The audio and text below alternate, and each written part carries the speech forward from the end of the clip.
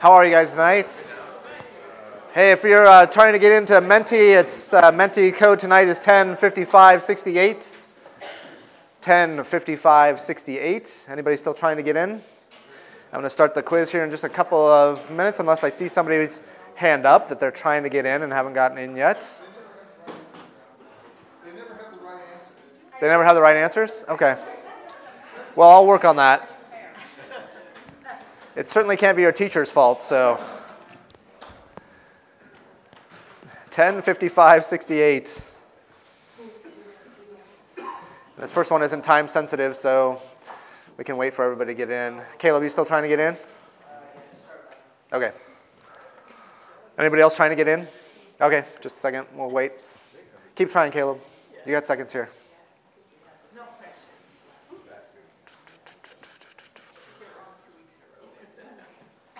Yeah, if you get around 2 weeks in a row. You got to take the remedial class at that point, I guess. Yeah.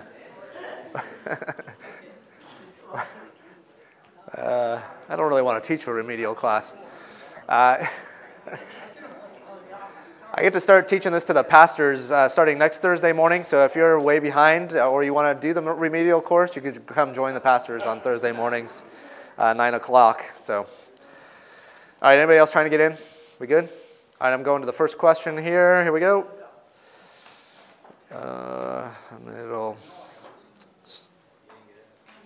Hang on. It's getting you all in. If I get to 27 here. 23, 25, 26, 27. All right, here we go. Starting quiz. Answer fast to get more points. Who built Caesarea Maritima?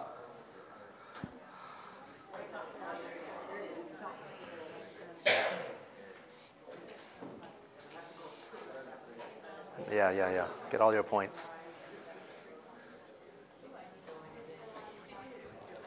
Everyone has voted. Let's see how you did. Oh, most of you got it right. It is Herod the Great. Good. It was built in honor of Caesar Augustus. Yes, but it was not built by Caesar. All right. Yeah, here's the here's the standings. Okay. Yeah. Answer fast to get more points. Which of these was not a major feature of Caesarea in the first century?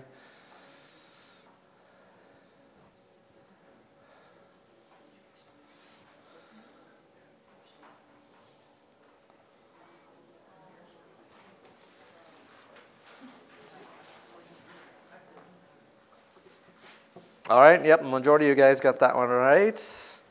Not a major feature there, you guys. You got to make sure you pay careful attention, read the whole question, read all the answers as well. I'm trying to get a little more tricky, so let's see how you do. Yeah, like you need it. Answer fast to get more points. Where was Peter staying when he saw a vision of animals in a sheet?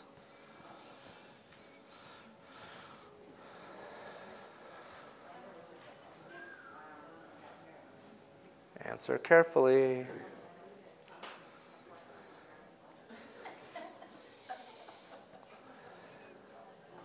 Yeah, okay, I got some of you on that one. It's definitely Joppa, right? Joppa.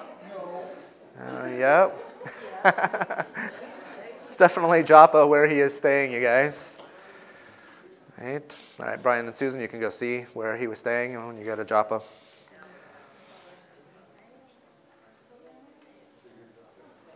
Okay. Very exciting. Let's see.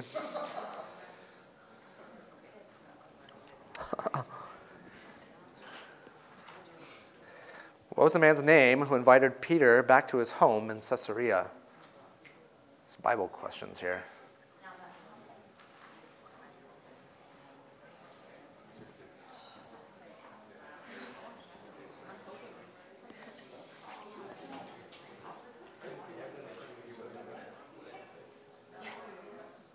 Yes, it was Cornelius. Good. He was staying at Simon's house. I know that's a little bit trip you up there. He was staying at Simon's house, but it was Cornelius who invited him back to Caesarea. I told you, a little bit harder questions this week. A few weeks in now, so you got to be learning lots. All right. Yeah, the leaderboard. Keep going. Which of these events did not take place in Caesarea?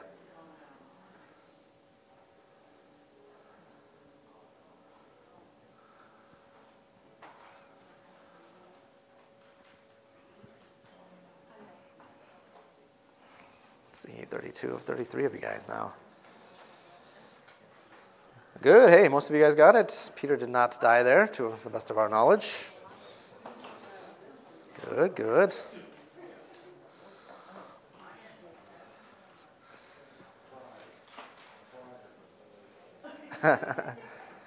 Carmel, from Mount Carmel, means what in Hebrew? You had to be paying pretty good attention for this one last week, I think. I bet we get a lot of wrong answers on this one.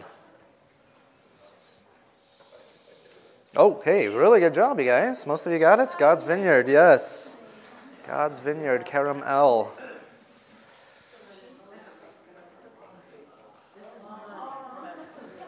Answer fast to get more points. Mount Carmel is a strategically important place because...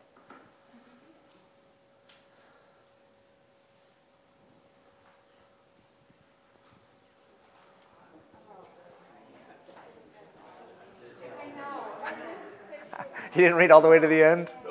Okay.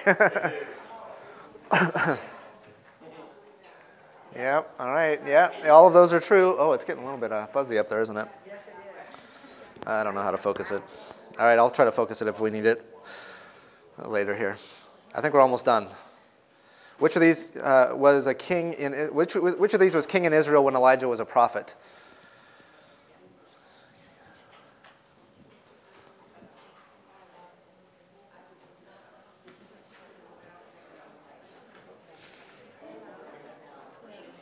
Come on, you guys.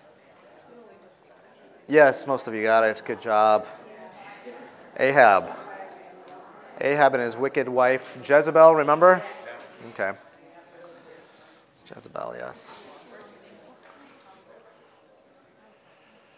The story of Elijah on Mount Carmel occurs when Ahab and Jezebel were trying to do what?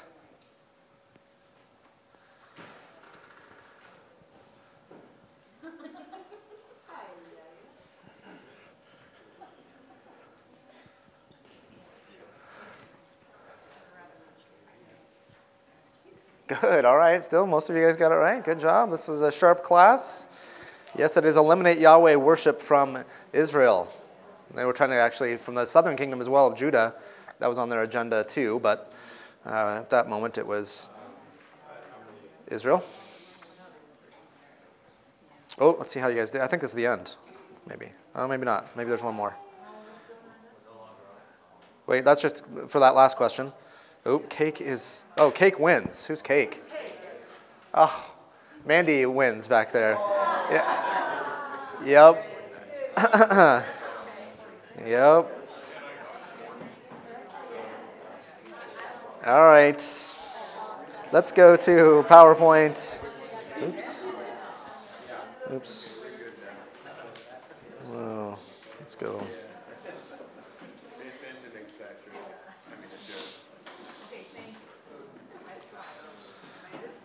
All right, you guys, we are in week 4. This historical geography, week 4, Jezreel Valley and Nazareth. By the end of tonight, we'll be through day 1, or most of day 1, in our trip to Israel, you guys. Everything that we've done so far will be within the first day that we're there, and more. So, just a little bit of a warning to you guys. This is an intense trip. It's a lot of study. We've had, an hour and a half 3 times so far.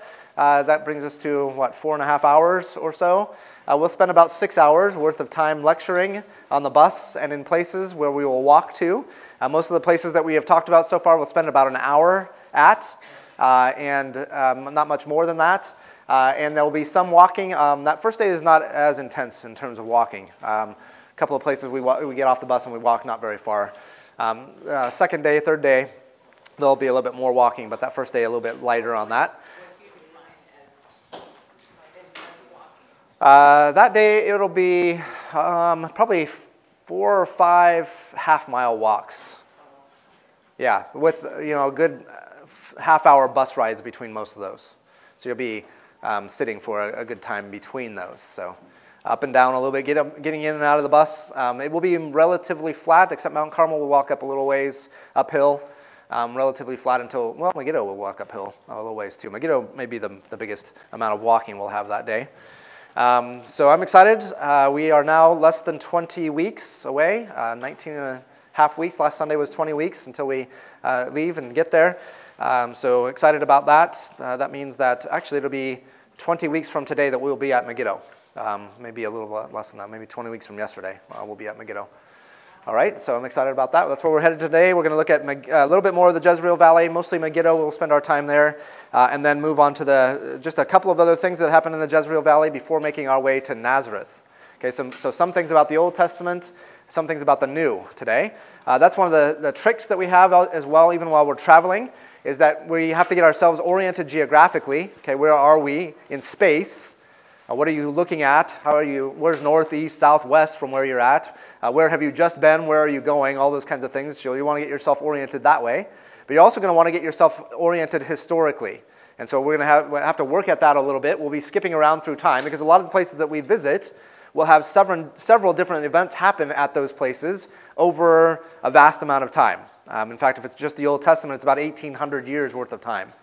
And so we've got to figure out, okay, are we in the time of the judges? Are we in the time of the kings? Are we in the time of Jesus? Where are we in time? Okay, so we're going to have to spend some work on that. And your notes will be designed to help you get a timeline, a couple of different timelines. I'm going to have you memorize, even in this class, some important dates that you will use as almost like a, what would you call it, like a timeline, like a framework for understanding things in proper order, because we'll be skipping around in time as well as in place.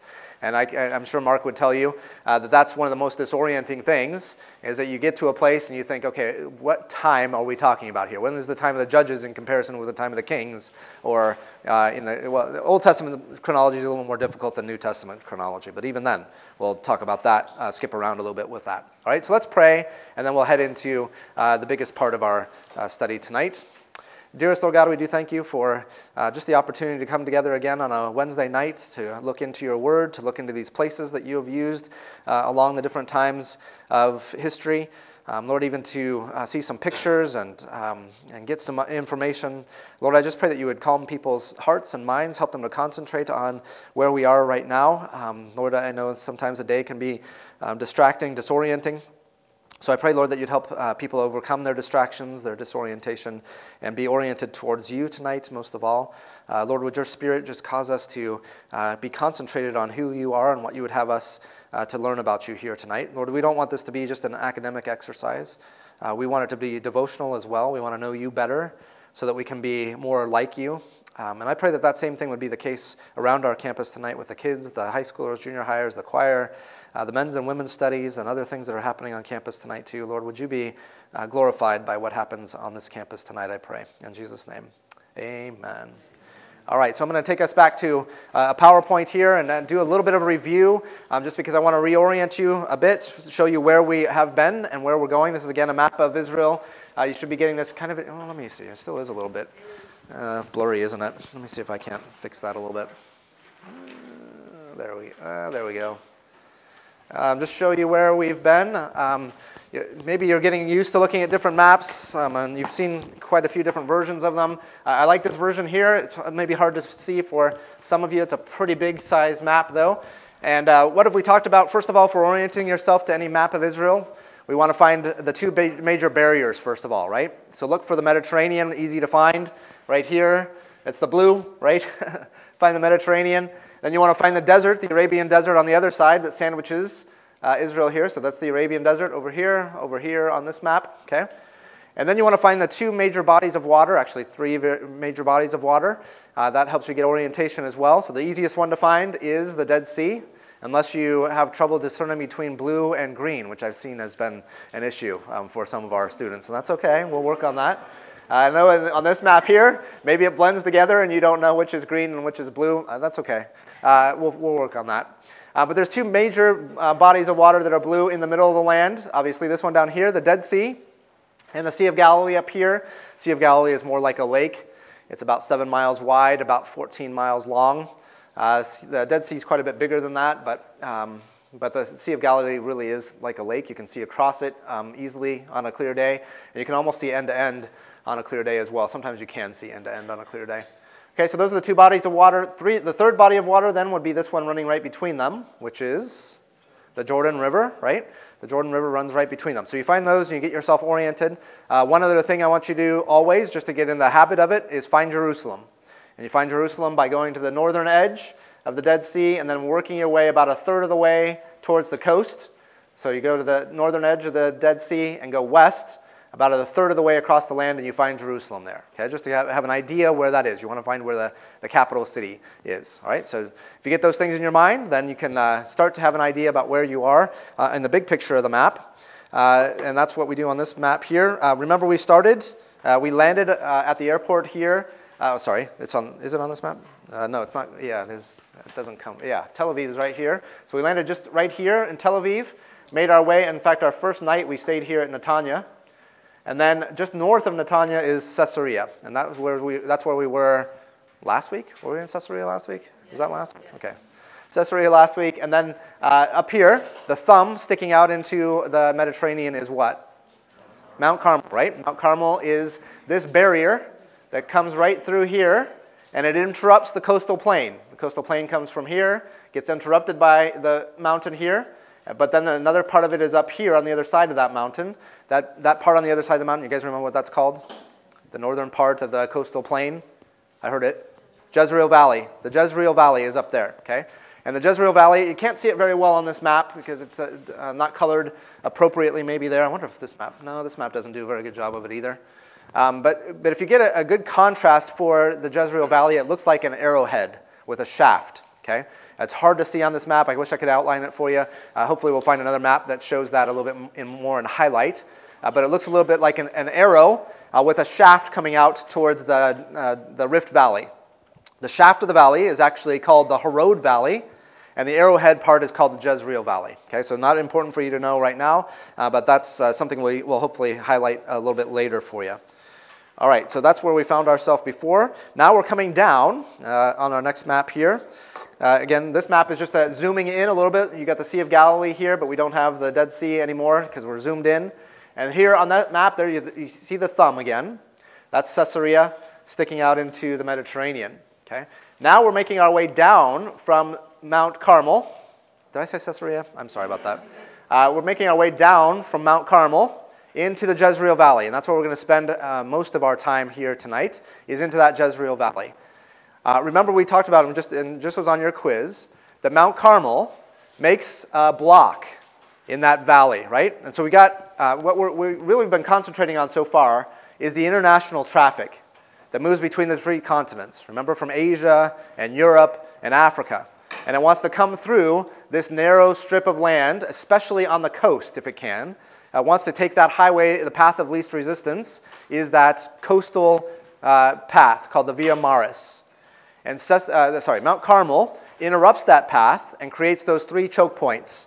And a choke point means that there's narrow valleys, passes, that make their way through the mountain, and they make it easiest for travel to go through there. Okay? Those three passes are the Aruna Pass. Talked about that one, and we really want to concentrate on that one. The Yokneam Pass, which is a little bit smaller, and then smaller still is one called the Dotan Iblium Pass, and we don't need to know all those things. We're going to concentrate on the Aruna Pass. As you make your way through the mountain, you'll come out of the Jezreel Valley through that Aruna Pass, and you'll come to a place called Megiddo. It's a city there and built up over time, and that's where we're going to spend our first amount of time here. Let me get you on our map oriented to it. Let me just show you, this is what the Jezreel Valley looks like. Looking down from Mount Carmel, you're looking down now into the Jezreel Valley. Okay? A bit of a haze in this picture. I hope it's clear enough for you to kind of see. But you can see the patches of greenery down here and the patches of brown. This is early springtime. Oh, good. Thank you for turning off that light. That's helpful, Michael. Oh, yeah, much easier to see, right? Okay, so you see the patches of green, see the patches of brown. These are different fields and different stages as they're growing. A very fertile place to grow in the Jezreel Valley. This picture you can't, actually you can see. See this right here? Yeah. That's a runway for an airport. Not a not a passenger airport, for an Air Force airport there. And you can see planes landing. I think I told you guys about that. If you're standing on Mount Carmel and you watch long enough, you'll see planes land on that runway. And then they make their way in here, and they'll disappear underground because there's an underground bunker where the planes are stored right there. So you can, if you're watching close enough, if you have binoculars, you can watch them land and then just disappear up under the land there. So it's still a strategic place in the world for Air Force bases, Army bases, that kind of thing. What else can I tell you looking at this? There are, I think we talked about this. Man, I've taught this class. I'm teaching it on top in my small group and with you guys and now with the pastors as well, so I don't remember what I've told to what, so bear with me if I repeat some things to you. Just want to point some things out to you, and they're actually going to come up in arrows here in just a second. So we're looking down from Mount Carmel. This is Megiddo, okay, and that's what we're going to spend our time tonight. There's also some markers out in the distance that help us to orient ourselves when we're looking at the Jezreel Valley, and actually when we're looking towards the Jezreel Valley from further behind too. There's some mountains, some hills that stick up in the Jezreel Valley, particularly in the distance, that help us to understand what we're looking at. The first of those on our left-hand side, working from left to right, this is called the Nazareth Ridge. The Nazareth Ridge over here on our far left, okay? That is where Nazareth is located, the village of Nazareth is located, and that's where we're headed at the end of our night tonight. We'll spend our second half at Nazareth. Okay, so the Nazareth Ridge, where Jesus grew up, is over there. This is Mount Tabor, right here, this roundish dome. I guess it's kind of hard to see from where you're at, but that's Mount Tabor, right there. And this is Mount Gilboa. Or is it? That's the Hill of Moreh. I'm sorry, that's the Hill of Moreh right there. You can't see Mount Gilboa on here. Mount Gilboa is a little bit further this way. Okay, so three things to see. Nazareth Ridge, Mount Tabor, and then the Hill of Moreh. Okay? The fourth thing that we could say would be Mount Gilboa, but you can't see it on this picture. So we're going to spend our time, let me just show you. Yeah, good, I got it right. Nazareth, Mount Tabor, Hill of Moreh, and Megiddo. All right, so that's what's showing up there on your map. When we get up on Mount Carmel, and we're looking down halfway through day one, I'm going to try to grill that into your heads. And you'll be jet lagged, you'll be tired, you'll be probably cranky by this time. You'll have eaten, so you'll feel a little bit better about that. But you'll be a little bit cranky, and I'm going to still try to drill this into your head because I think it's important to get those markers in your mind. Don't have to memorize those now. Then you will. So now we're zooming in a little bit more, coming down onto Tel Megiddo. And this is Tel Megiddo now, what it looks like pretty much even today if you were to visit it. And we're going to spend a little bit of time talking about what is Tel. A Tel is spelled T-E-L, okay? Tel is spelled T-E-L, and you hear it all the time in Israel and the ancient Middle East. A Tel is an artificial mound. It's a man-made mound. And it grows up over time. And what happens over time, and you can think about it like a layer cake. Okay, you guys are familiar with layer cakes? I tried an experiment with my family of making a layer cake to try to illustrate this for you graphically, but I'm not a very good baker, and the things that I was trying to do that cake probably shouldn't be done to cakes anyway. My video did not come out as tragically bad. In fact, it was so bad that it wasn't even funny bad. Like sometimes you do something that's bad and you can laugh at it because it's so bad. This wasn't even that. It was so bad, all right? So I scrapped my video, but think about it this way, a layer cake, okay? And what you get over time, let me back up for just a second. In the ancient world, societies are agrarian. That means that they live off the land, okay? And so you've got primarily farmers, shepherds, vineyard owners, orchard owners, and they live out in their fields. Let me go back to that picture of the Jezreel Valley. So people would live out here where they did their farming, right? They'd have a small farm, a couple of acres at the most, grow their crops, take care of their herds, whatever that might be. And they would live out here, okay? Unless there was an invading army that was coming, or just marauders, right? If there's bandits that are in the area. And then they would move themselves and all of their goods within a walled city. And so today we think about people living primarily in cities, right? A city is where a lot of people live. That's not the way that it was in the ancient world. A city would be a place where primarily you would go to sell your goods, so all the people who lived out in the surrounding valley would come to the city to trade their goods. So let's say you grew wheat and you needed corn or something like that. You would trade with somebody else or barter, whatever that might be, or buy and sell what you had to take care of. Does that make sense? So you would specialize in wheat, your neighbor might specialize in sheep or grapes or whatever that might be. And so you would come into the city to sell your goods or to trade your goods with somebody else. Or if there's an invading army, remember we talked about the cats and the mice? So if you know that one of the cats is coming, the cat is coming in with a huge army that they want to feed. And so they come and they see a valley like this, they know that there's going to be food in that valley. So the best thing to do is go steal that food from, right, you take you and your whole cohort, and you go down and you say, okay, we're here to collect our taxes from you. And so all of those crops that you thought you were growing for your own family, we're going to take them to feed our army, right?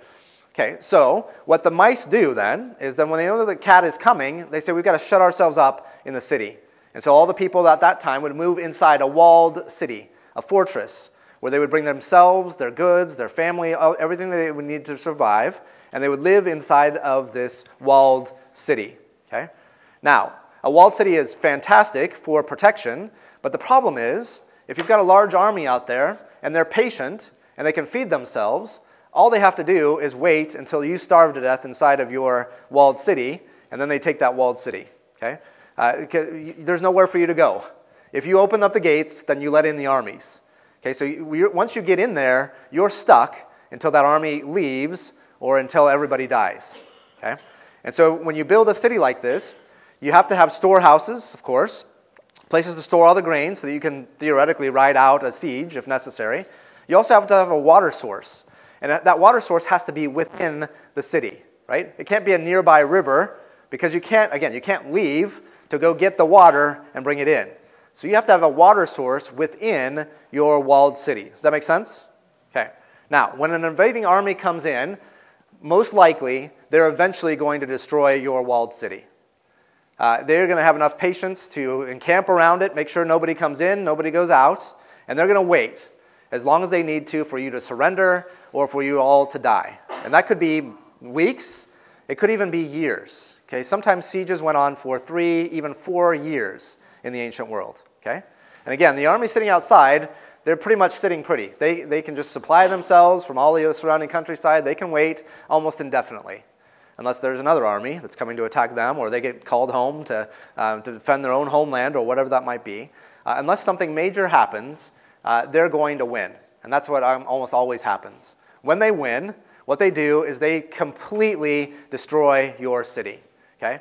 Partly they do that because they don't want the next group of people to grow up and have the benefit of those walled cities, because they're going to have to come in and do that exact same thing again.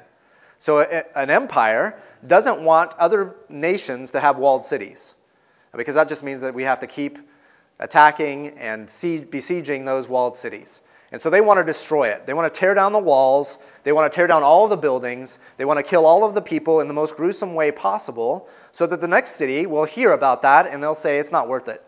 We're not going to wall ourselves up within a city, wait for 3 years or longer, and hope this army goes away. And so they do terrible things, including crucifixions, impaling people on poles, flaying people alive, boiling people in oil, whatever it might be, to dissuade the next city from holding out against them. Make sense? Okay, it's gruesome, but it saves them time and effort the next time they come to your city. We know what they're going to do, and if we can't wait it out, and so what are we going to do? We're going to die gruesome deaths, or we're going to hope against hope that they'll just go away. All right, so the invading army comes in, they completely destroy the wall city, and they make it as flat as possible so that nobody will want to live there again. After a while, maybe it's another 100 years, maybe it's not that long, but whatever it is, somebody will decide, hey, that place where Megiddo was, where it was destroyed and leveled by the Assyrians, whatever that might be, that was actually a very strategic place to have a city. Right? It's at the base of that path. If we control that city, that means that we get to control all the trade that comes and goes from that place. And so this is and remains a very strategic and desirable place to have a city. It has a water source. It has protection. And now what you have is a city that was originally built on a hill now is actually a little bit higher because the city before it had been destroyed and flattened. Okay? So it's now maybe 5-6 feet higher than it had been in that previous generation. And so it's even more desirable. There's some building material around. You can recycle and build up your walls and build up a new city. So they level it all out. Maybe some grass and everything is grown on top of that as well. And then they build the new city right on top of where the old city had been. Okay? And they build up new walls. They prepare themselves for the next invasion. Because again, they want to farm in this land, and they want to have a safe place to go when the invading army comes next time. So what better place than the place that had been that fortress before? Okay? And this might happen over and over and over again. In fact, at Megiddo, it happened at least 26 times. 26 different civilizations built cities on top of the exact same spot. Layer after layer after layer after layer. Just like a layer cake, right? So it would be a level place. They'd come in and build their city on the next one, and then so on and so on and so on and so on. After time, that city gets pretty high up there. Pretty steep, unnatural. It's a man-made hill where these levels of cities have been. Does that make sense? That hill is called a tell. Amazingly, you guys, the nation of Israel, the land of Israel, for about 1,000 years, from the Middle Ages until the early 19th century, was pretty much abandoned and completely neglected. Almost nobody lived there, and nobody had lived there for basically 1,000 years. Okay? And so, when in the early 20th century, archaeologists and historians started to get an interest in what had happened in the ancient world. And so they come into Israel having the Bible in their hands, knowing that these ancient places had existed, right? Reading about places like Megiddo or Nazareth or other places in Scripture. And they come into the land and they can't find any of these places. They're looking around, they don't know where to find them. But they are noticing these hills that look unnatural. And now by this time, it all has dirt that's been blown in there. It's been rained on for centuries. And so you've got dirt and you've got grass and you've got a huge mound. And everybody looks at those things and they say, well, that's completely unnatural. Where do these things come from? Like, you can look at it and say, this is obviously a man-made thing. But why on earth would somebody build something like that? And then they started to walk up these mounds. And what they found was pottery shards laying around the outsides of these mounds. And every once in a while, they'd find arrowheads, maybe even coins, maybe even figurines, just laying on top of the surface of these things. And they said, wow, that's interesting. What is all this stuff doing here? This is also clearly man-made. And so somebody got the idea, why don't we start digging? And what they did was in fact, at the very beginning, they said, well, why don't we just take the whole top off of this thing and see what we find? And what they found was foundations and ruins of buildings that had been covered by years' worth of erosion, of windstorm, dust storms, all of those kinds of things. And they started to discover these 26 layers of civilizations built one on top of the other, which from the outside didn't look like anything except an artificial mound, just a strange-looking mound. And they saw dozens of these throughout the Holy Land, okay, and actually throughout the Middle East as well. Even places like Babylon and Ur, outside of the Promised Land in the Fertile Crescent, were found to have the same kinds of things. And so historians were baffled. What are these things? Where do they come from? Until they started doing digging. You guys, and this didn't really happen until the 1850s. Nobody was doing the kind of archaeology where you would go and dig up these things until about the 1850s. Okay? And for a long time, techniques, how do you go about doing this, had not been decided. Even until the 1940s, they hadn't decided how do you go about digging up one of these places, right? Because if you start to dig, what do? You destroy whatever it is that you're looking at, right? So let's say you come across a stone floor, or even better than that, like a mosaic floor. And you know what a mosaic is? Little tiny tiles arranged in an artistic fashion. So what they were finding is, actually towards the top of these layers, all over Israel, they were finding beautiful mosaic floors. And they started to wonder, I wonder what's below those beautiful mosaic floors, right? Well, what do you have to do to find out what's below it? You've got to tear it up, right? You guys know this. If you do remodeling in your house, right, you might have to tear out a tile floor in order to put down a wood floor or whatever. It might put a floor on top of another or whatever it might be, right? And so they would say, okay, well, it's a shame. So let's take pictures, draw drawings, whatever it might be, but we're going to have to dig up that floor to find out what's underneath it. And they would find out that underneath it might be a different layer of floor, different kind of floor. And they would be able to find, actually, oftentimes, they found coins underneath the floor. And so they were able to date, right, that floor could not have been laid any earlier than the last coin underneath that. Does that make sense? So you couldn't have a coin, let's say it was you couldn't have a 1945 dime on top of underneath a floor that was laid in the 1930s, right? So that whatever is on that floor has to be older than what was above it. Does that make sense? And so they found, at least from the top layers, it became really easy to date when these things were laid down or constructed because of the coins that would be laying in them. What they also began to find is that the deeper you go, you wouldn't find coins necessarily, but you would find all kinds of pottery shards. And I actually have some from Israel with me here. This one here came from Jericho. This has a little bit of a story to it. We were standing at Tel Jericho with Dr. Bookman was it last year? I think, was this last year I got this, Caleb, or was that? Yeah. Bookman's just droning on and on and on about Jericho. Great teacher, no, not droning, he's doing a great job. And we're standing against a wall, a vertical wall, which has layers and layers and layers of civilization. See, what archaeologists eventually did, especially in the 1940s, somebody named Kathleen Kenyon came along, and what she decided to do was that she would just dig a trench straight down. And by doing that, then you would have preserved a whole, almost a picture, right? It's like cutting through that layer cake. You can see which layer was on top of which layer was on top of which layer, right? And so when you do that, actually, you can see destruction layers where there's ash from a burning of a particular place. You see abandonment layers, what they're called, is places where obviously erosion has taken place over time. Abandonment layers are where just layers and layers of dirt accumulate because nobody's lived there, and so nobody sweeps away the dirt, right, for generations, whatever that is. It just piles up on top, okay? And so we're standing at this bulk, is what it's called. It's a wall done by archaeologists to dig straight down so that they can look at almost like a layer cake with the different layers of civilizations on top of it. And Dr. Bookman reaches over and he yanks out this piece of pottery straight from the middle of the wall, and he just throws it to me like this. And I caught it and kept it, brought it home. It's completely legal to do that. And oftentimes you find different kinds of pottery laying around. This one is not significant. It's just a piece of a pot. You can see the curvature on that a little bit. So you can see it's a piece of a pot, probably a storage jar from Jericho. And this is probably from around the 10th century BC. So this piece of pottery was probably made about 3,000 years ago. Okay? And it's stuck there in the wall. That would have been, no, it's been about the time of King David. So 1000 BC would be, about the time of King David. So about 3,000 years ago, okay? Probably around that time. And so there's pottery in layers down through that whole tell.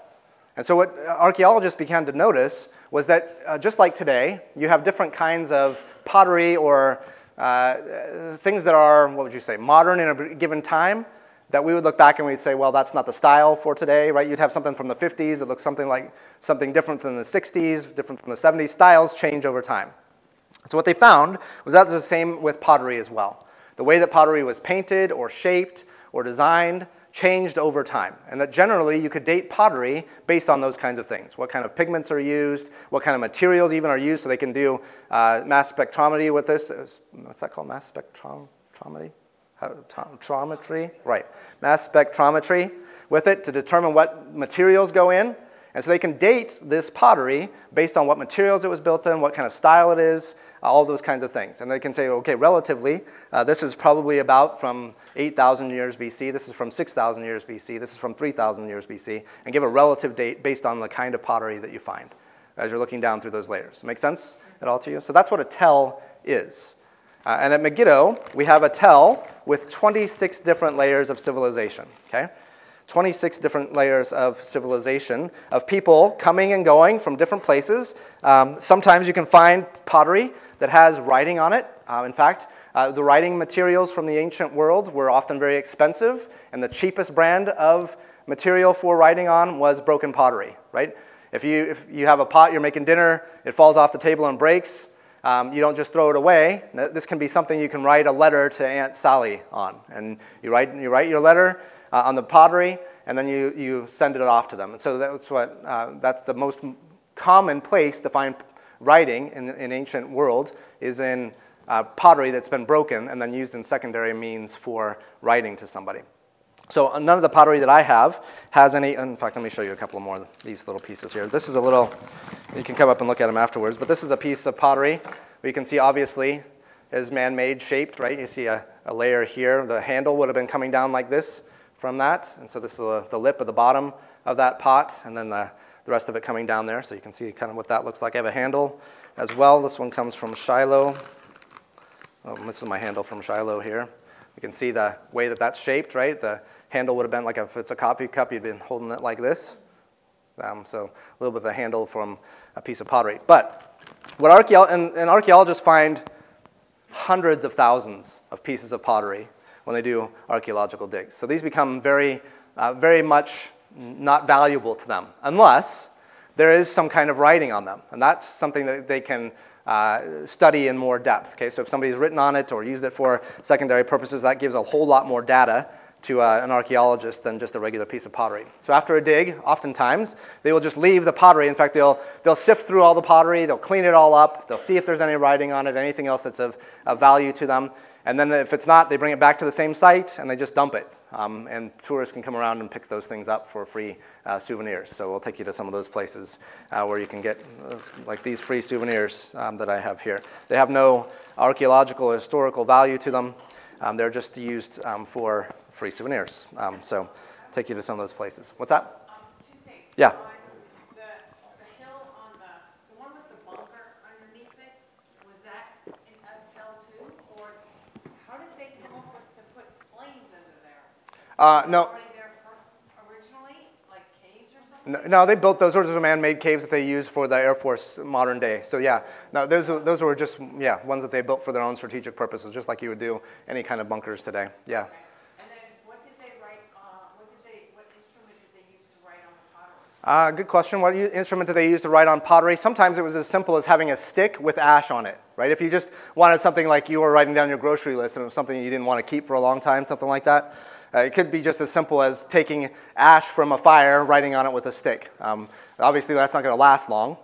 But there were other kinds of inks that were made from animal byproducts, whatever it might be, or plants that would be used. Again, you would use a stick or something like that, or you can make all kinds of writing implements. Oftentimes, today, they will use quills or, what is it called? Feathers from birds, right, that they'll sharpen then and use different kinds of inks to write on them. And so some of those things were really durable, especially you guys, if a city got burned, right? If you've got clay tablets that you're writing on, it actually reinforces that clay tablet. It's like putting it in an oven, right, or a kiln like we would have, and that actually preserves the writing and things on them oftentimes that way. So if a city got burned just after a bunch of pottery got destroyed, which happened a lot, right? A marauding army would come in, destroy all the city. A lot of the pottery would get crushed at that time, and then they would be burned on top of that, and that would then preserve them for future generations afterwards. Not intentionally, but that was what they would do, okay? So unfortunately, archaeology is a bit of a destructive science, right? Because you're destroying what you're digging through. And now, this could be really important because different archaeologists might be interested in different eras of history, right? If you're looking back at it, maybe even some of you, maybe you're really interested in World War II or World War I or the Civil War, right? That's captivating in your mind. And so let's say you went to a site where all three of those wars happened. Right? To you, the most important thing might be discovering what happened in the Civil War era. Okay, I'm a Civil War buff. I want to find out what happened in that era. And so you would dig through World War II layer, World War I layer, not caring about what was there, only to get down to that Civil War layer. Does that make sense? And so archaeologists have that same dilemma too. How do we preserve what's important to everybody scientifically as we work our way down through that? Right? Do we stop at the Solomon layer or the David layer or the Joshua layer, or do we keep going and find out how far this all goes back, right? And how do we stop and catalog everything that we find at all those layers on top and still preserve all of that stuff while getting down to all the layers that are contained underneath it. Okay, so that's what archaeology is about in general. I'm not an archaeologist. I'm just giving you a very brief overview about what archaeology does there. So that's Megiddo. I want to move ourselves into it just for a second. Here's what Megiddo looks like just a little bit closer up.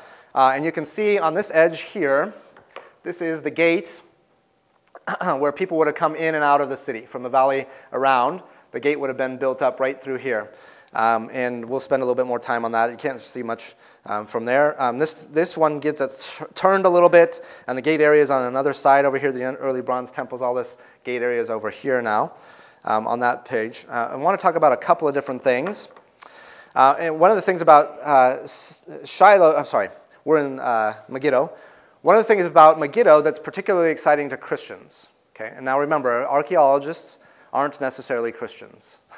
They might want to dig through and find evidence that they think might contradict what the Bible has to say. They're not really all that interested in confirming what the Bible has to say. And they might dig through and uncover certain facts and then interpret those facts the way that they want to interpret those facts. Okay, one of the things I want to tell you about that, you guys. All right, I don't think that every Christian needs to be an expert in archaeology. Just like every Christian doesn't need to be an expert in Greek or Hebrew or Old Testament or New Testament.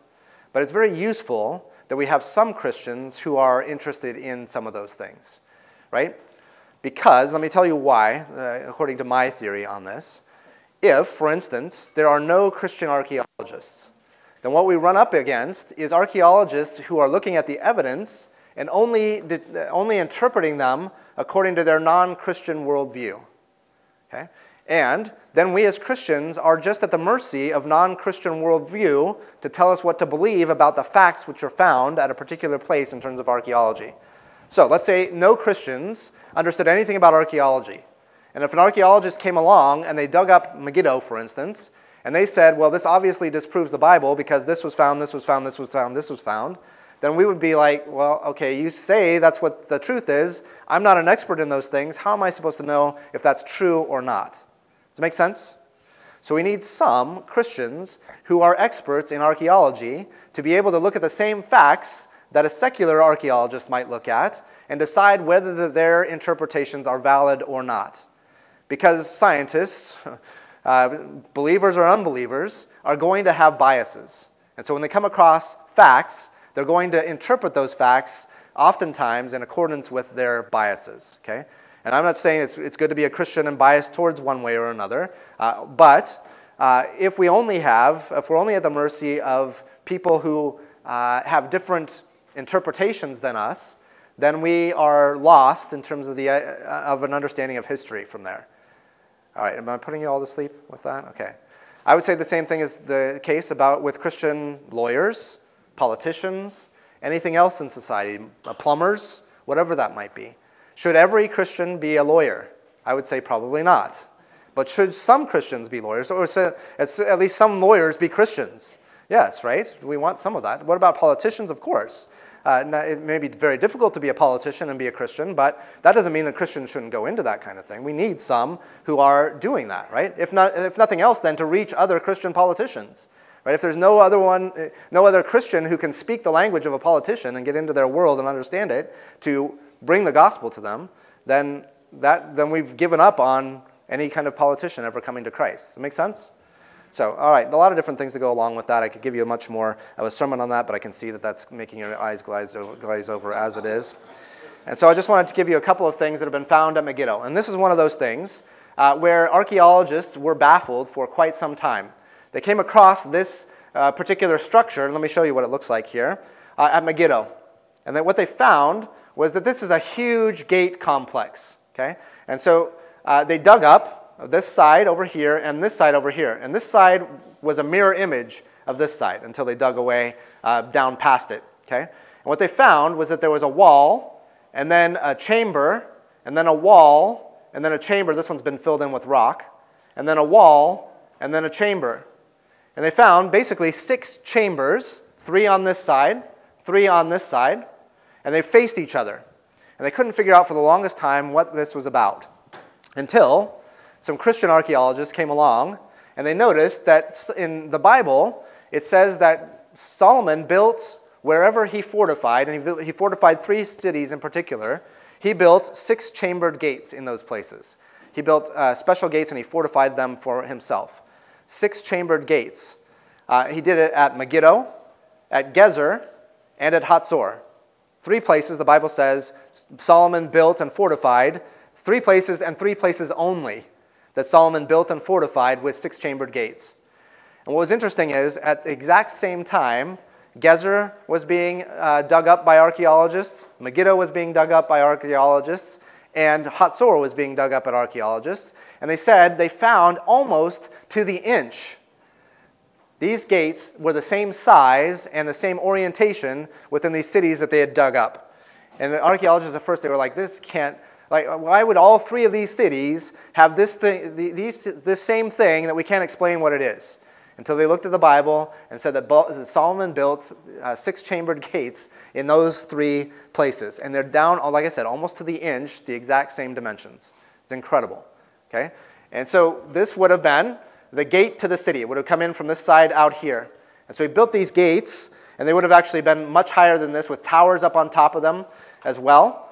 And again, these hollow chambers within that gate. And so there would have been a swinging wooden gate that swung outward from here, that an invading army would have to come through. They'd have to breach that swinging gate in order to get into this first chamber. And so what the defenders would have done is they would have built something on top of this, a platform on top, with holes up on top of that gate, and they would have filled these chambers with soldiers. So as soon as your invading army breaks in, they're going to encounter these soldiers waiting for them in ambush there. And then, as soon as those soldiers were killed in this first chamber here, the ones from up above would drop rocks and flames and all that kind of stuff down on the invading soldiers that were coming in. Okay? And so then they would have to make it through gate number 1, gate number 2, or chamber number 1, chamber number 2, chamber number 3, and then they would hit another gate here to get into the city. And so they wanted to make it almost as impossible as possible for an invading army to walk through that set of 6-chambered gates and make it into their city. Okay? And so that was the way that Solomon fortified his cities, was with these 6-chambered gates. And then we find that at Megiddo. Yes, Cheryl? Can you say those 3? Yeah, Gezer, G-E-Z-E-R. Yep. Megiddo, which is the one we're looking at right now. And then Hatzor, H-A-Z-O-R. Megiddo, Hatzor, and Gezer. Okay? Maybe. I think so. Megiddo is where we're at right now, right here, just on the gates of coming down from Mount Carmel there. Hatzor is right here, just a little bit north of the Sea of Galilee, and Gezer is down here in the Benjamin territory, down nearer to Jerusalem. Okay. We didn't go to Gezer. We did go to Hatzor. We'll go to Hatzor and we'll go to Megiddo. We won't go to Gezer. All right, I have a short video about.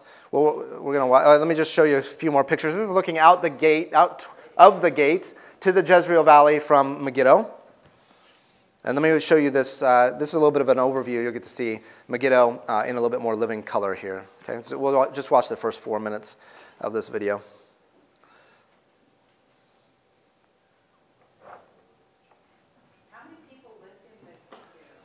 That's a great question. Let me see if I can get back to that one for you. Oops.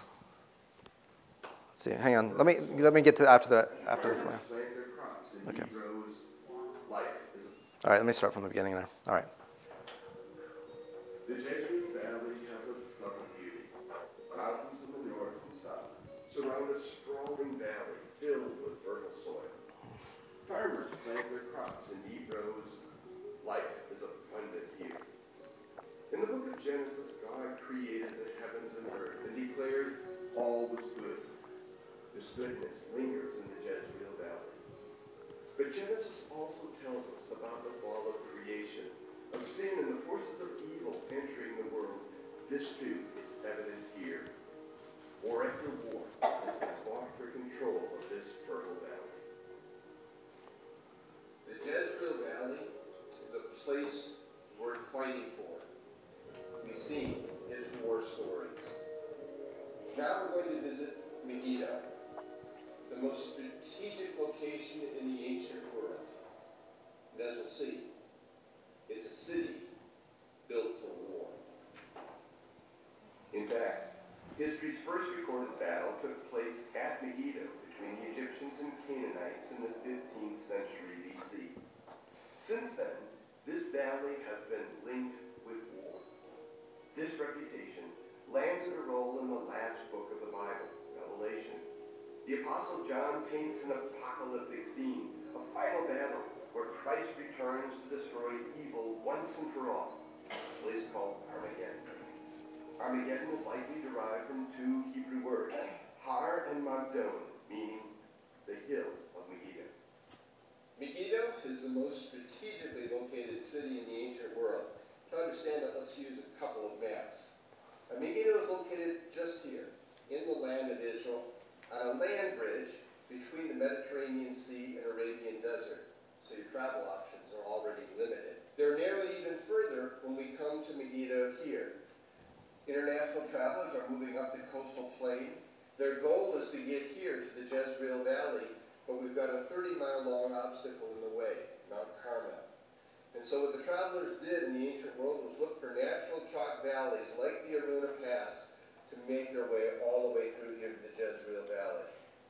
What makes a difference here is width of the passage, narrows to just 2 meters in width. That means that all international commodities, all international armies moving through this passageway are moving through a passageway just this wide. That makes Megiddo a place worth fighting for. That makes Megiddo a place purpose-built for war.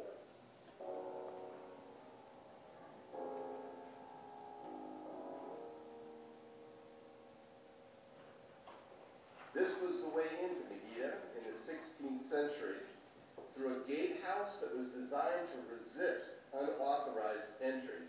Let me tell you what I mean. There's a swinging door here. There's soldiers positioned in these little alcoves here and there, and then one more swinging gate to get through before you're in the city itself. This is a place that's designed to resist entry. You'd expect a city designed for war to withstand repeated attacks. This is not the case with Megiddo. The attacking force has taken this city in all its most famous battles. King Solomon acquired Megiddo in the 10th century BC.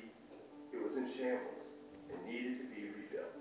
So when Solomon built his gatehouse, he built it higher and bigger. Two things had changed. One is that the city was built at a higher elevation. And secondly, the city built for war with chariots. That meant the entryway had to be a ramp.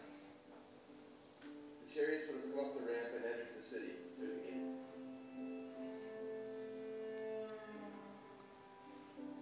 The next great battle at Megiddo took place about 400 years later when King Josiah fought the Egyptian army, which was moving north through the Promised Land. King Josiah took on the larger army at Megiddo because it is the one place where a narrow pass made it possible for the Judeans to fight against the Egyptians, just a few soldiers at a time. In this battle, good King Josiah died, and we're left to wonder, will evil always triumph over good? All right, so that's a picture of Megiddo for you. Leah, your question, how many people lived in Megiddo? That's something we don't completely know. But again, mostly Megiddo wasn't for living in. It was for storing, it was for doing business. Of course, your king would have lived there in a fortified city if he possibly could, if he's visiting from someplace like that. There would have been temples there because people would come together for worship in the valleys, from the valleys around. But most of the people lived down in that valley with their own flocks and herds and all that down there, and all their crops, everything that they're growing. And so it's not really for living. I mean, a lot of living is done there. A lot of the entertainment, a lot of the worship, a lot of the a lot of buying and selling would have happened there, but that's not really your primary residence spot unless there's a siege going on. That's what I mean. Like, Yeah. when there was a siege, how many people would come in? As many as possible, as many as could fit, right? Because again, you've got a large population living in that valley unprotected, and so everybody who can make it in there will make it in there. I couldn't give you even a number about how many thousands of people would have been able to fit. I mean, they would have been miserable. They would have been on top of each other, starving, eventually rationing everything that they had. They did have their own water source, and actually when we go there, we'll go down to the water source. They built down all the way to bedrock where their spring comes up underneath of Megiddo, and so they would every day have to go down to that spring, and it's quite a ways down, and you got to go down a lot of steps and spiral down to get down there. Dip your bucket in the spring, and then bring that water back up with you. But they had a water source that would last them a good long time. It may never even run out of water. So water wasn't necessarily your difficulty there. It would have been the food. There wouldn't have been a lot of room to grow more food, especially with people living inside of there. So basically you had whatever you could store in there from the beginning of that siege. So the big issue would have been food for people living in Megiddo for their sieges. All right, I want to move on to one other thing before we head out of Megiddo. Again, when we get there, get a chance to look at it. We'll get into a lot more detail there. But there's some other things I wanted to cover with you tonight. One of those things being a timeline. I put a timeline in your notes. And so that's going to be a big part of what we do here coming up. Before we get to it, I know your notes also have something else, so let me do this first. There are 3 other major events that I want you to be aware of that happened in the Jezreel Valley, and you can look these up on your own. I've given you the biblical references for them. One of those things that happens in the Jezreel Valley is in the time of the judges. Gideon. Remember Gideon and his fights against those who were in that area, worshippers of Baal and others there. In fact, he's often renamed Jerubbaal, contends with Baal. But Gideon, and especially where God narrows down his army, remember, by taking them to the spring and then seeing who will lap like a dog from the spring and who will cup their hands and bring water to their mouths. All of that happened down there in the valley of Megiddo, and we'll actually be able to see the spring, the Ein Harod, the Harod spring, where that happened.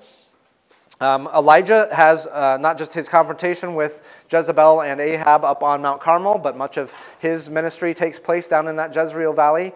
Ahab had built his capital city and called it Jezreel and put it down there in that valley as well. And so a lot of the action of 1st and 2nd Kings takes place down there. 1 Kings particularly, with Elijah and his fight against the priests of Baal and against Ahab and Jezebel. So you can read about that in 1 Kings chapter 18 verse, through 19:8. I guess I put my dash in the wrong place there. Remember Naboth's vineyard as well. This is also Ahab and Jezebel. And remember they have the palace they built there, Jezreel. And they look down and they see a man has a very nice looking vineyard down in the valley below. And Ahab whines like a baby and he says, I have to have that vineyard, I have to have that vineyard, I have to have that vineyard. And Jezebel says, well, take it, you're the king, you can have whatever you want. And he says, well, I don't want to do it. And so she does it. She goes and takes his vineyard away from Naboth. That happens in 1 Kings 21. They end up killing him for his vineyard. Remember that story? That's 1 Kings 21. So those things all happen down there in that Jezreel Valley, and we'll actually be able to see the place likely where Naboth's vineyard was growing down there. All right, now to your timeline. I want to spend a little bit of time on this, you guys, because I think it's important to orient you in terms of time as well as place. You guys mentally prepared for this? Are your brains about to work? Can you memorize some things? And we'll drill it into your heads so that these will be automatic to you, hopefully, by some point. And there's a couple of ways I want to look at time. You guys have probably heard the terms Bronze Age, Iron Age, Stone Age. Have you heard those before? Okay, oftentimes it's hard to get ourselves oriented in terms of the Bible understanding and history's understanding of those times. And so there's a couple of things I want to get into your mind about these ages and how they relate to the Bible. Okay, so the first thing I want you to picture in your mind Abraham. What does Abraham look like to you? Can you picture Abraham? Whatever he looks like, whatever, long hair, beard, a robe, all that kind of stuff, okay? Whatever your Abraham looks like in your mind. Picture him now, and then picture him with a belt around his waist, okay? And on that belt, he has a bronze belt buckle, okay? And this is right in his middle, a bronze belt buckle on Abraham, okay? This mental picture is to help you to remember that Abraham lived during the Middle Bronze Age, okay? The bronze in his middle. Abraham lived in the Middle Bronze Age. You remember that? Have that little mental picture? Okay, if you can do that, that helps you to at least have something to hang the rest of it on, okay? And I'm not going to give you mental pictures for the rest of it, but after you think about Abraham in the Middle Bronze Age, another major biblical figure that follows after him is Joshua, okay? Joshua's time is the Late Bronze Age. Maybe you think about Joshua late in his life has bronze skin because of his tans from being outside all the time, right? So late in life, Joshua is bronzed from being outside all the time. Late Bronze Age is Joshua, okay? So Middle Bronze Age is Abraham. Late Bronze Age is Joshua. You got that in your mind? Okay. After the Bronze Age comes the Iron Age. And really the Iron Age is the time of our kings. That's basically Samuel. Remember, Samuel is the last of our judges, kind of a prophet as well. But he anoints the first two kings of the united monarchy. Who are the first two kings of our united monarchy, remember? Saul, then David, right? So the united monarchy, think about it, there's only three kings, Saul, David, and Solomon. Okay? Samuel is the one who anoints Saul and David. Samuel and Saul, and David to some extent, live in the beginning of the Iron Age. So when you think about Iron Age, think about Samuel and Saul and David. Okay? That is the Iron Age. Okay, can you remember that? Abraham, Middle Bronze. Joshua, Late Bronze. Samuel and our united monarchy is the Iron Age. Okay? Why, by the way, do we call them Bronze and Iron Age? Do you remember? Do you know from history? Yeah, it's the kind of tools that were made during those times, right? So you go from Stone Age, where they're using stone kinds of tools, and then they start to mine and produce metal. And so originally it's bronze, and then they come up with a better technology, which is iron. And so the tools are made from stone, and then bronze, and then iron, and that's where those ages are named after. Okay, so by Saul, David, Solomon's time, they were working with iron tools. All right, make sense? All right, so I want you to think about time in that way. Then I also want to get into your mind some dates. And if you've taken Bible 1 and Bible 2 from me, you should have these dates already. If not, shame on you. Please take remedial Bible 1 and 2 at your earliest convenience. Find them on the website, whatever it is. Listen to them until you can't not remember these things, okay? And so there's some dates that I want you to remember. We're going to start with, one of them is extremely important. It's the division of the northern and southern kingdom. This happens at Solomon's death. Who knows what date that happened? Come on. 931, thank you. Oh, good. No remedial Bible 1 for you, Bob. Good job. 931 BC is the year that Solomon dies. Okay? Solomon dies, and this is the end of our united monarchy. So we had Saul, David, and Solomon, each of whom reigned for about 40 years. There's some overlap in that, so we won't get into how the math works for that. But in 931, Solomon dies, and he doesn't have a clear heir to his throne. And so what happens, in fact, not only because of that, but because God had promised to punish Solomon for his wickedness, after he dies, the kingdom is ripped from his heir, and 10 of the tribes go up to the north and form the northern kingdom of Israel. 2 of the tribes stay down south and form the southern kingdom of Judah, and that happens in 931. If you don't remember any other dates, please remember 931, okay? So after the kingdom divides in 931, we have the northern kingdom of Israel, the southern kingdom of Judah. The northern kingdom of Israel will last until 722 BC. This is another date I want you to know. 722 BC. And that one's on your timeline. I know that your timeline is hard to read. The dates are hard to read there. But when you can find division of the kingdom about almost halfway through on the right side, just a little bit further than halfway through, you find that. It says division of the kingdom, and it's got an arrow pointing down. The date that is in the bubble on that timeline is 931. I know it's very hard to read that. 931, if you want to highlight it or whatever, make it clear that it's 931. The next one to the right of that is 722 with the fall of the northern kingdom. Okay, the northern kingdom is wicked all the way through. It never has a good king. 19 kings, and 0 of them are good kings. So they're 0 for 19 in terms of good kings in the evaluation of Scripture. Not a very good testimony.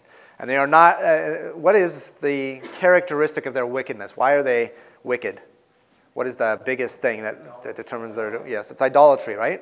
And so God says the most important thing is to serve God and God alone. Have no other gods before me. And from day one of that northern kingdom, they violate that, okay? King Jeroboam creates 2 places of worship in the the southern part and the northern part of his kingdom. And so from day one, from 931 till 722, they're wicked with idolatry.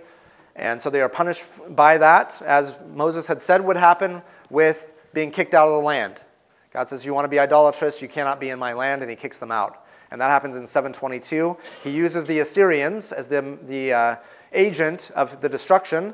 And so they come in, Assyria, a cat, right? And we talked about, not Syria, Assyria. A cat comes in from the north and destroys the northern kingdom. That happens in 722 BC. I want you to remember that date. The southern kingdom lasts slightly longer, about 140 years longer. But they eventually, they fall into idolatry just like their sister Israel had done. And so God says, what happened to her is going to happen to you. And so in 586, he sends the Babylonians to destroy the southern kingdom. And this is under Nebuchadnezzar, in a sense. Nebuchadnezzar is the general of the army probably first, and then comes back as king as his father dies during that invasion. So in 586, Nebuchadnezzar destroys the southern kingdom of Judah. And actually, this happens in waves. It happens, first of all, in 606, and then 592, and then 586 is the last wave. And 586, the climax is the destruction of the temple. Okay? And so when you hear the date 586, two things should come to your mind. Destruction of the southern kingdom, destruction of the temple. That happens in 586 BC. Remember, as we're moving BC too, the dates get smaller as you get closer to our time. Does that make sense? So you're walking backwards through time.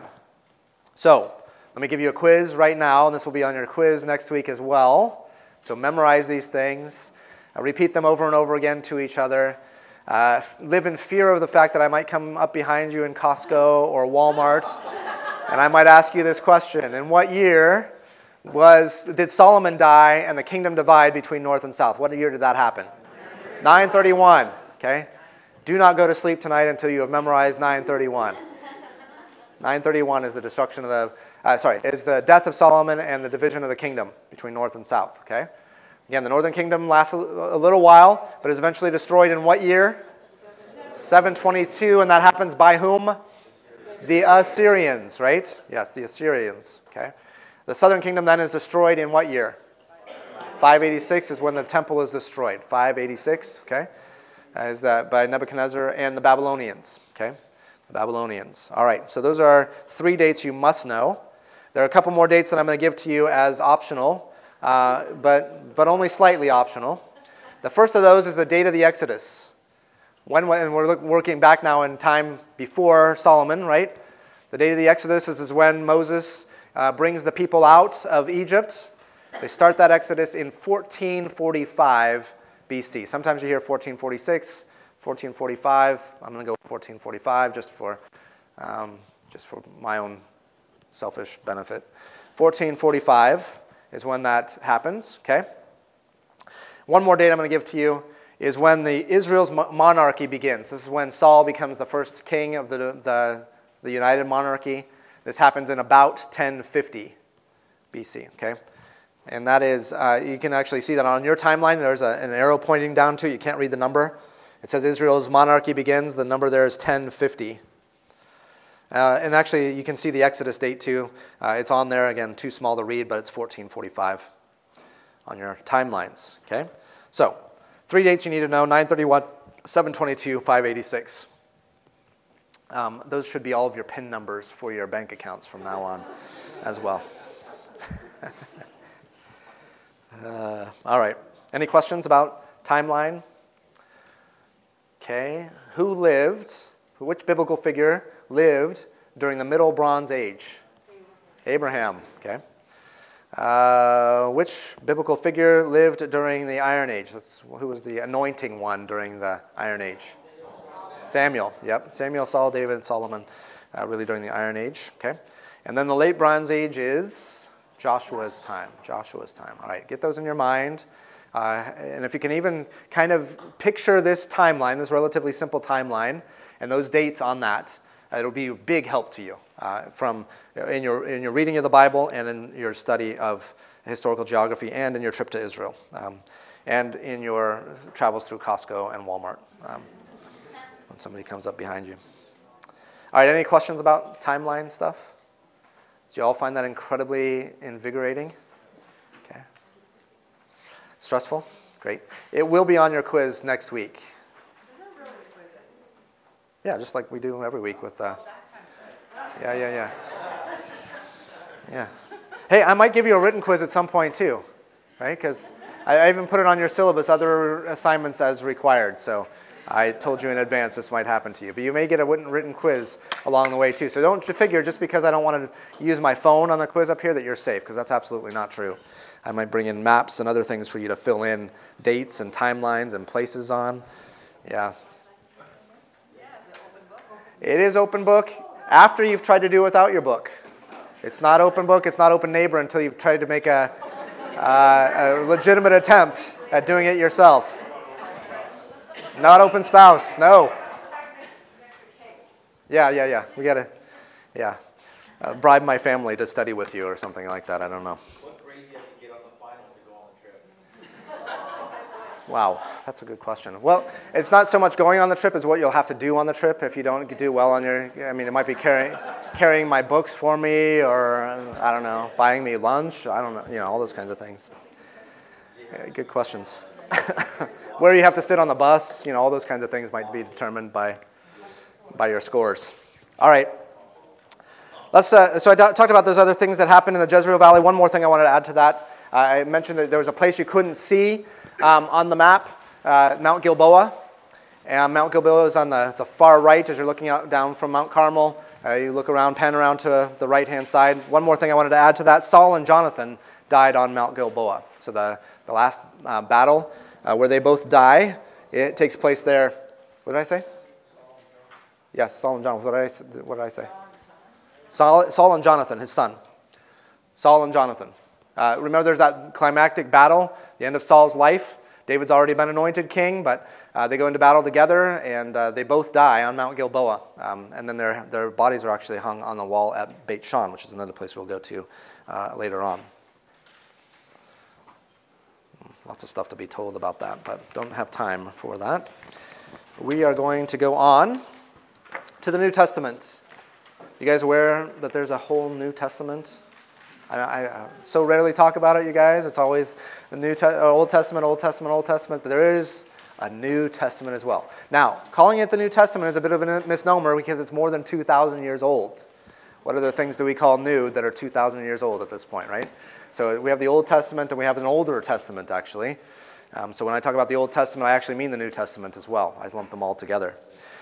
We're in the New Testament, though, now. We're going to make our way towards Nazareth, which is never mentioned in our Old Testament.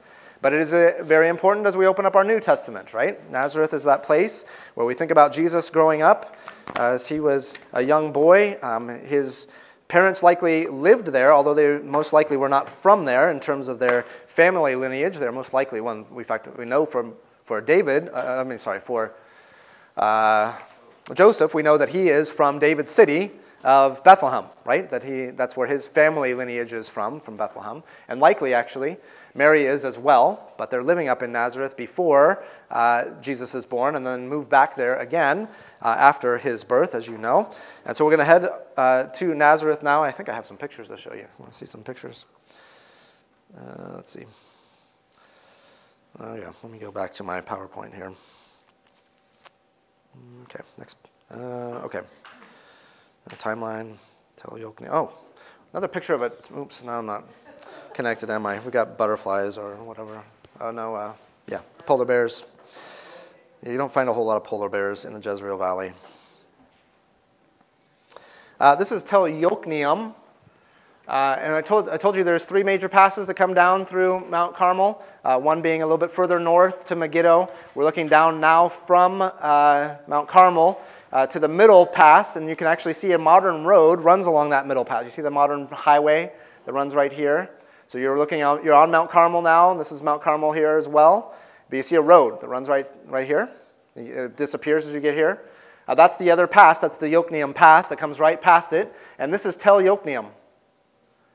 And this one has been excavated, but it doesn't look like it from this picture. You can see that it looks like, and if you may have to get up closer to see it, but has relatively steep sides on all sides here, and then a relatively flat top up here. Okay? And this is a layer cake, a man-made layer cake tell that's there as well. This one, not quite as many layers have been excavated, at least, as what we have at Megiddo, but dozens of civilizations built in this very spot because it guards another entrance into the Jezreel Valley. It sits right there at the top of that there. That's Yokneam. Okay? It's spelled Jokneam, but pronounced Yokneam. If you can come, and I'll try to have this picture up there afterwards. You can kind of look at that. Just a couple more things to point out on this. So this is Tel Jezreel, circled on here. That is where Ahab's palace was, where Jezebel's palace was. Likely, this little grove of trees right here is the very spot where Naboth's vineyard was. looking down from Jezreel, the city, down right here. There's a little spring that comes up right there. It makes it particularly fertile, and that's why they think that that was probably where Naboth's vineyard was. A great place to grow, and that's what Ahab wanted. Ein Harod, this is a spring, and that's that spring where Gideon and his men went to narrow down that army. Then Mount Gilboa is this whole thing right here, and that is where Saul and Jonathan died in battle. From up on Mount Carmel, Mount Gilboa looks like a camel laying down with his hump up like this, and then his nose down here. And so it's a very distinctive looking. Looks like a nose of a camel and a hump of a camel, kind of as the camel is laying down there. So that's Mount Gilboa. I am running out of time. I have 10 minutes to do Nazareth. This is a picture of Nazareth as it looks today, looking from the south. Nazareth is up on a ridge up above the Jezreel Valley. Okay, so you come up from Mount Carmel, you can look down into the valley. Valley comes down to about 100 feet elevation. So it's just about 100 feet above sea level at the top of the Jezreel Valley. And then you make your way back up to Nazareth, and you have to go up about another 1,100 feet. So it's a pretty steep hillside overlooking the Jezreel Valley from the other end from Mount Carmel. Okay, and that's where Jesus would have grown up. Somewhere down in here would have been the original village. Today, there are probably 30,000, 40,000 people, I haven't looked at it recently, living in Nazareth. Anybody want to take a guess, besides my wife, because she heard this weekend, but anybody want to take a guess, or anybody else who heard this weekend, don't answer either, but how many people were living in Nazareth, we think were living in Nazareth in Jesus' day? Anybody guess? What was that? 400, okay. 300 to 200, okay. 120, well, all right. That's very specific. 5,000. We think there were somewhere between 100 and 200 people living in Nazareth when Jesus was growing up there. So right around that area, about 100 to 200 people living in Nazareth. So in our New Testament, it's mentioned as an out-of-the-way place, an insignificant place. I remember when Nathanael hears about Jesus coming from Nazareth, he says, "Can any good thing come out of Nazareth? Because it's so small. Can anything significant come from there?" One other point, maybe interesting to you, definitely interesting to me, is that Nazareth is about 1.5 miles from another little village called Gath Hepher. And there's a particular person from Gath Hepher. Anybody want to guess who was from Gath Hepher? An Old Testament figure, not John the Baptist. What was that? Jonah, yes. Jonah is from Gath Hepher, which is about 1.5 miles. It's probably right over here from where Jesus grew up. Okay. And I like to think about, and this is a bad joke, in fact, I think I got some rules from eyes in my Sunday school class this weekend, but I said that when I grew up, grew up in Denver, and when we would go out in the playground and play football, of course, everybody wanted to be John Elway because that was the big football hero in our town at that time. So I think about Jesus and his friends growing up playing prophet. They all wanted to be Jonah as they were out there playing. I don't know, just picture it that way. That's a bad one, right? Okay. They were out there playing prophet. They'd all want to be Jonah because he's the local hero. So, because anyway, they'd all want to be Jonah. I don't know. But that's the way I picture it. What else are they going to play growing up out there? I don't know. But remember the New Testament, right? When the Pharisees come to Jesus, he tells them they're demanding a sign at the end of his ministry, and he says, "No sign will be given to you except the sign of Jonah." What he's saying to them is basically, you didn't accept Jonah because he's from the northern kingdom. You guys don't accept him really as a prophet. He's from my neighboring hometown. You're not accepting me as a prophet either. And so you're not going to get any sign except for the sign of Jonah. And they walk away thinking, I don't even know what this guy is talking about. And it's kind of the joke's on them after the resurrection, because he says, as Jonah was in the belly of the fish 3 days and 3 nights, so the Son of Man will be in the earth 3 days and 3 nights. And nobody understood that until his resurrection. And so they couldn't figure it out. But I think he's using that kind of as a reference to his hometown and its insignificance, and the way that they had always treated prophets, particularly somebody like Jonah as well. Okay. The other thing that's, so a couple of things known about Nazareth. Not a lot from the Old Testament that we know about it. Don't even hear about it at all in the Old Testament. In fact, our New Testament doesn't talk much about it either, except that we know that Jesus grew up there. And there's a couple of biblical passages to look at that. I didn't put them in your notes, so I want to read them to you now. I'm not going to read the whole passage, just give you the references. But Luke chapter 1, verses 26 to 38. talk about how the angel Gabriel came to Nazareth to announce to Mary that she was going to have the child. And so that's Luke chapter 1, verses 26 to 38. And then Luke chapter 2, verses 39 to 43. Talks about Mary and Joseph and Jesus returning to Nazareth after they go down to the temple when he's about 12 years old. Remember that story? They go down and they go down for the Passover, right? And it's probably about the time of Jesus' bar mitzvah as well. That's probably what was going on. And they leave to go home with everybody else from their entourage. And a couple of days into the journey, they realize they left Jesus behind. Like, who's the Messiah? I thought you had him. How can we lose the Messiah? Like, well, no. Pretty bad feeling at that point, right, to leave the Messiah behind. But then they find him teaching in the temple there too, and he says, of course I had to be about my Father's business in my Father's house. So that's really all we hear about Jesus in the first 12 years of his life. In fact, about the first 30 years of his life, right? So picture this. Jesus grows up there in that town of Nazareth, and we think about him being, what do you think about him being? His dad was a carpenter, right? That's the word we always use or think about for that. The Greek word actually is tekton, and so we've translated that as carpenter. That's actually probably not true. It probably means builder. That he probably, in that area, there's not a lot of, what you see here are trees, but they're more like scrub brush trees. In that area, almost all building was done out of stone, both then and today.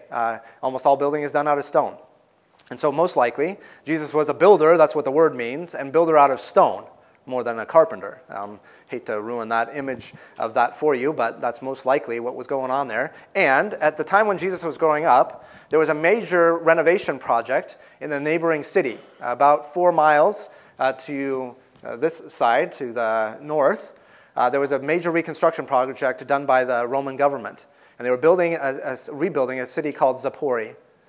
And so it's very likely that Jesus and his father were stone builders in that place of Zopori, just north of there. And so likely what Jesus and his father did for a living as he was growing up was build out of stone in that city of Zopori up to just to the north of there. So Jesus was likely a stonemason, not a worker with wood, as you would think about it. But up until the time when he's about 30 years old, he lived there in Nazareth with his parents. And it's an out-of-the-way place, about 100 to 200 people. It's also a difficult place to get there. Like, you have to really want to be there in order to go there. So it's out of the way completely. Nobody goes up there unless they have real reason to be there. And with only 100 to 200 people living there, it's not like everybody else had relatives and this was a great place to go. And so this was a quiet place for Jesus to grow up, and an isolated place for him to grow up. But I want you to think about that as he comes home after he starts his ministry.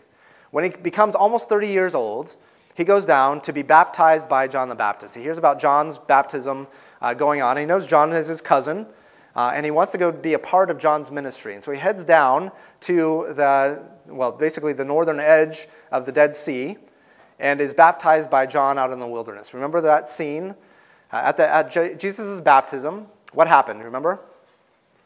A dove came down, right? Or something like a dove. The Spirit, it says, came down like a dove and sat on him. And John says of Jesus, that time actually, the next time that he sees him, "Behold the Lamb who takes away the sin of the world." And actually at the baptism as well, Jesus hears that voice from heaven, "This is my beloved Son, in whom I am well pleased," right? What happens immediately after the baptism, you remember? Matthew's Gospel particularly? Yeah. The Holy Spirit leads him out into the wilderness for 40 days to be tempted by the devil. Remember this? So the wilderness is a desert area down to the southwest. And so he spends 40 days out there completely hungry, almost 6 weeks worth of time. After that, he heads back to John the Baptist, and that's when John sees him coming from a distance, and he says, "That's the one you've been looking for." And he tells his disciples, "I must decrease, he must increase." Basically, he tells his disciples, "You need to follow him, not me." And so he's basically handing his ministry over to Jesus. And Jesus actually accumulates to himself a few disciples at that point, and then he starts to head home. He's going to go back, and John tells us the story. He's going to go back and go to a wedding. Remember? The wedding at Cana? And his mom asks him at that point to help out the the officiant at the banquet. They've run out of wine, remember? And Jesus ends up turning the water into wine. Okay, all of that happens from the time that Jesus leaves Nazareth to the time he gets baptized by John, the wilderness, wandering and tempting in the wilderness there, and then this heading back to Cana. Let's say that this takes about 2 months worth of time. And in that 2 months, Jesus' life has radically changed. Okay? He's gone from growing up in a very small village to now leaving, hearing the voice of God, say that he is the one to take away the sins of the world. He hears that from John as well. He's taken on some disciples. He's been at a wedding and performed a miracle, probably his first miracle. And now he's going to head back into his hometown of 100 to 200 people. And he's going to walk into their synagogue. This has, again, been the 2 months he's been away. They're anticipating him coming back. And now he's got an entourage of people coming with him. Now, what made a rabbi in the first century was only this, that you had disciples. That was the only qualification for being a rabbi, is that you had disciples. And that's what makes Jesus a rabbi as he walks into his hometown synagogue. That very first time back into his village, he's got disciples with him. And remember the scene there, let's go to it. Luke chapter 4. Luke chapter 4, beginning in verse 16. And I know we're out of time, but give me just a couple more minutes if you would. Luke chapter 4, beginning in verse 16. Again, he's been away 2 months. Let's say maybe a little bit longer. In fact, one other big thing happened while he was away. He cleansed the temple. Okay, actually, there's 2 times in Jesus' life. One's during the triumphal entry, right after the triumphal entry in the last week of his life. But at the very beginning of his ministry as well, we're told that he cleansed the temple, okay, which is crazy. That means he took out all the money changers, he turned over all the tables, all that kind of stuff, and held court there, basically possessed the temple for a number of days. He was running that place for a couple of days. Again, it's his father's house. He had all the right to do it, but this is Jerusalem. This is the temple in Jerusalem, okay? This is little Jesus from little Nazareth, from a place nobody's ever been to, barely even heard of. And now he's doing this in the temple. And after all that, he's going back to this little town of 100 to 200 people. Okay, so now he's a big fish in a very little pond. Right? Does it make sense? You picturing how this transition's taken about 2 months is all, from Jesus leaving Nazareth to coming back to it. So Luke 4, verse 16 to 30. And he came to Nazareth, where he had been brought up. And as was his custom, he went to the synagogue on the Sabbath day, and he stood up to read. And the scroll of the prophet Isaiah was given to him. He unrolled the scroll and found the place where it was written. Now this is the normal Sabbath day ceremony, what would you call it, service at a synagogue. Okay, what they would do is they would have a copy of the scrolls of the Old Testament. So they'd have the law and the prophets on different scrolls, and they would bring those out on a cart from a closet, and they would bring them to the front of the, let's say it's a room like this even. It would be something just like this, the Nazareth synagogue, maybe half this size. Probably actually maybe half this size, maybe a quarter this size. So maybe cut that room in half would be the size of the synagogue in Nazareth at that time. Okay, and they would give the scroll to the visiting rabbi, and Jesus is the visiting rabbi at this point, right? He's gone away, he's come back, he's a rabbi because... Why? He has disciples, right? And his disciples are there with him. And so this gives him the status to hold these scrolls, to read the scrolls, and then make comments on them. And this is what he's doing. So he unrolled the scroll and found the place where it was written, "The Spirit of the Lord is upon me, because he has anointed me to proclaim good news to the poor. He has sent me to proclaim liberty to the captives and recovering of sight to the blind, to set at liberty those who are oppressed, to proclaim the year of the Lord's favor." And he rolled up the scroll and gave it back to the attendant and sat down. Now we think, when we hear that, we think, oh, he sat down, he's done. It's actually not the case. The rabbi would sit down in what was called the seat of Moses. It would be a special place to sit. It looks almost like a booster seat, honestly, made of stone most likely. But he would sit down there, and that's where he would begin to teach. Okay, so he would do it from sitting. I should do that. I should get myself a seat to sit down. I get a little bit tired of standing up here. But he had a special seat on which he would sit, and so read and then make comment on the scriptures. And that's what he's going to do. He's going to comment on what he has just read. And he began to say to them, "Today this scripture has been fulfilled in your hearing." And all spoke well of him and marveled at the gracious words that were coming from his mouth. And they said, they begin to say, "Is not this Joseph's son?" Of course they know it is. And he said to them, "Doubtless you will quote to me this proverb, 'Physician, heal yourself. What we have heard you did at Capernaum, do here in your hometown as well.'" He'd done some miracles already at Capernaum. And he said, "Truly I say to you, no prophet is acceptable in his hometown. But in truth I tell you, there were many widows in Israel in the days of Elijah, when the heavens were shut up for 3 years and 6 months, and a great famine came over all the land. And Elijah was sent to none of them, but only to Zarephath." What's he saying? He's basically saying the greatest prophet that has been a part of the northern kingdom where you guys all live was Elijah. And when he tried to minister to his own people, the people of God, they rejected him. And so he had to go to foreigners, and with foreigners he was much more successful. And so this widow of Zarephath, she's not a Hebrew, she's not an Israelite. And so his ministry to her was much deeper and more meaningful than it was to the own people, because his own people rejected him. And he said, that's exactly what's going to happen to me too. So that's what's happened to all of the prophets, is that our own people, who the prophets came to minister to, rejected those prophets. And so those prophets were of almost no use to you. In fact, they're worse than no use to you because you've rejected their message, and that's what's going to happen to me too. And he's telling them that sitting there in the synagogue. And this gets them all riled up. He says that happened to Elijah, and now it's going to happen to Elisha as well. Verse 27. "There were many lepers in Israel in the time of the prophet Elisha, and none of them were cleansed, but only Naaman the Syrian." So he's from a neighboring country as well, one of the other mice. And he comes to Elisha and is healed of his leprosy. And yet none of the people of Israel accepted the ministry of Elisha. When they heard these things, all in the synagogue were filled with wrath. And they rose up and drove him out of the town and brought him to the brow of the hill on which their town was built, so that they could throw him down from the cliff. But passing through their midst, he went away. Now, this is a cliff right outside of Nazareth. Many scholars think that this isn't the cliff off which Jesus would have been thrown, but it makes a very striking picture of what that would have looked like. When you stand up there, you say, oh yeah, this could have definitely been the place. Probably not the exact place, but it gives you a picture of what that looks like. And from there, you're looking over the Jezreel Valley, again, from the other side. Okay. We're going to leave off with that here tonight. So I just want in your mind to have Nazareth as a place where Jesus grew up. Next week, we're going to start with the place where Jesus moved when he started his public ministry, and we're going to go from there. Any questions, comments, concerns, criticisms from tonight? So Old Testament and New Testament tonight, right? Some time in Megiddo, some time in Nazareth, and we'll do some more of that next week as well. Spend most of our time really in the New Testament next week. Don't forget to memorize your dates, and come back ready for that next week. All right, you guys have a great week. See you next week.